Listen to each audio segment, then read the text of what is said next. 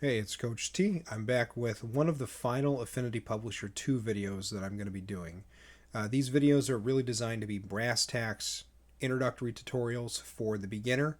The goal is to get you familiar with the interface, with the common tools, with a few of the more advanced features, and to get you started on making a really beautiful spread or layout or book or brochure.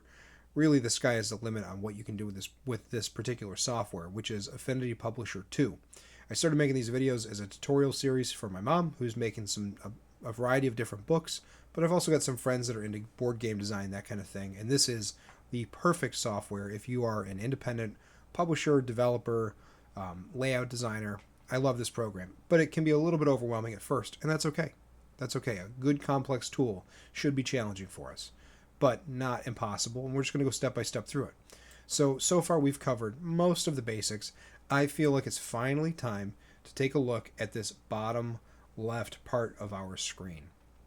We have looked at the colored panel, we've looked at textiles and characters and layers, we've looked at FX, we've looked at master and regular pages, we've looked at the toolbar, although we haven't gone through all of these. We've looked at a lot of what can be done up here at top, but so far I've really stayed away from this stuff down here. And the reason for that is largely just it's out of sight, out of mind, and it can be accessed in other parts of the program anyway. You know, kind of like how this color swatch up here is also available down here. You may have already noticed that, which is also available here. But this stuff, it's really buried, and there's not a lot of reason that you're going to be down here a lot. But I do want to go over it because this is a basics tutorial. I feel like I should cover my bases. So the next spread just it's a page navigator. That's effectively what this is. I can go to the first spread, I can go to the last spread, I can back up a spread. A spread is a 2-page or however big the increment is there. Next, I don't have a lot going on in our Fire Tower book. Then I can also toggle the master view. So if I want to go to the master page of this page that I'm looking at, I can go to the master view, right? If I want to go to, let's see, let's actually, we will apply the master and we'll do the dark background here. Just look at how much that pops. And you know what I could do is I'm going to go in really quickly. This is kind of an adjunct to the last video, but I'm going to just scroll down and control left click to get all of these. Will shift work? Nope, shift doesn't want to work. I will control shift click. Okay. Now I can go back to my pen tool with all of these white ones selected.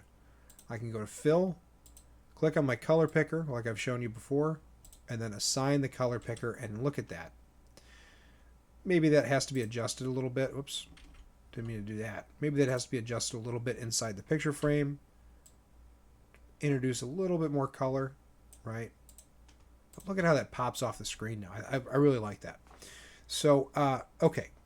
We were talking about these. So next spread, I want to go to the master view. And now I'm looking at the master that's been applied to this page. It doesn't seem to work if there's no master. It just seems to default to the last one that it was on.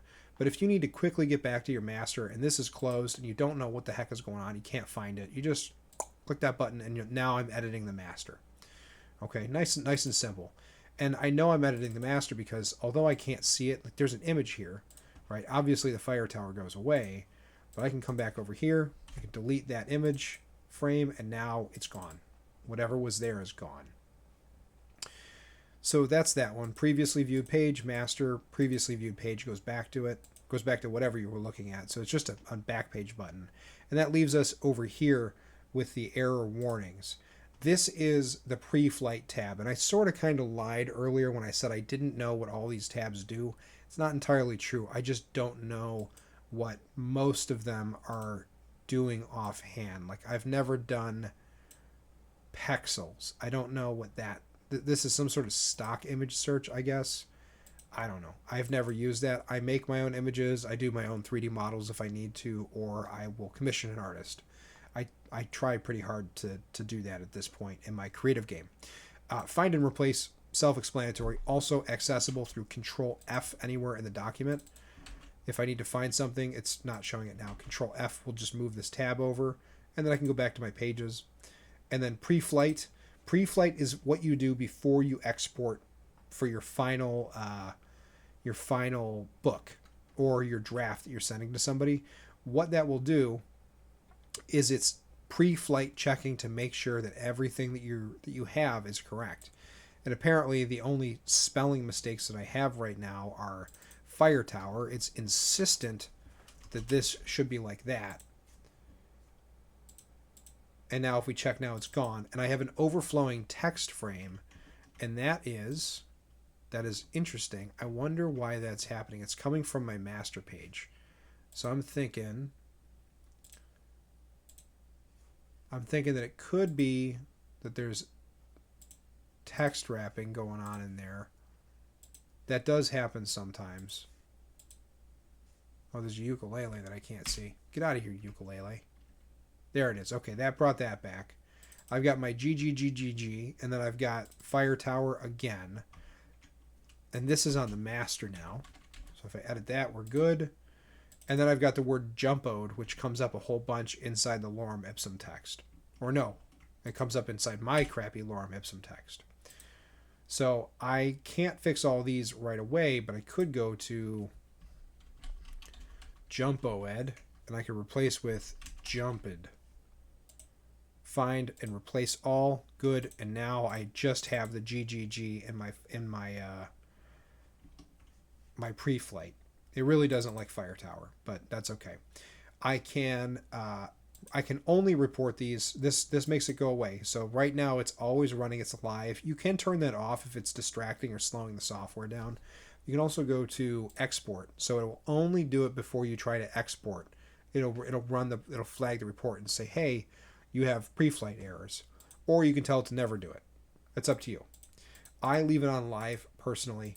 I've never worked with profiles before. I'm not entirely sure what that means, but that's okay because this is a beginner's one.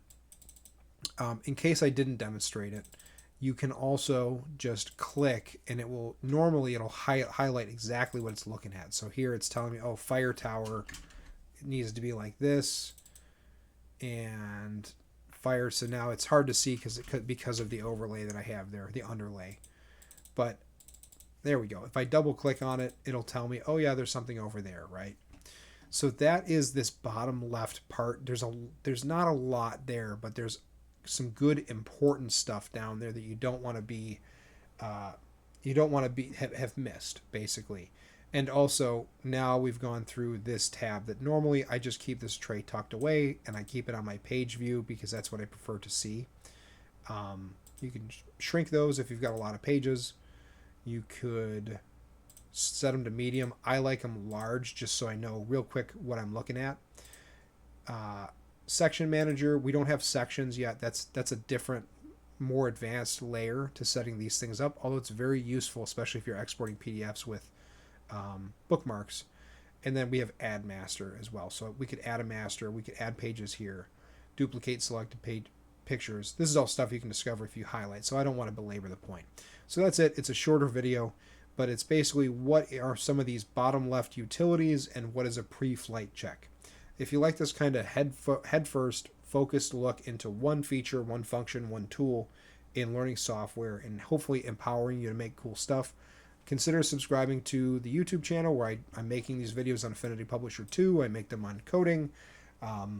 I don't know what else I'll tackle at this point, but I feel like we've come a really, really long way with Affinity Publisher, and I hope that the 10, 11, 12 videos that comprise this series are useful and that they help somebody make something really awesome. That would make my day.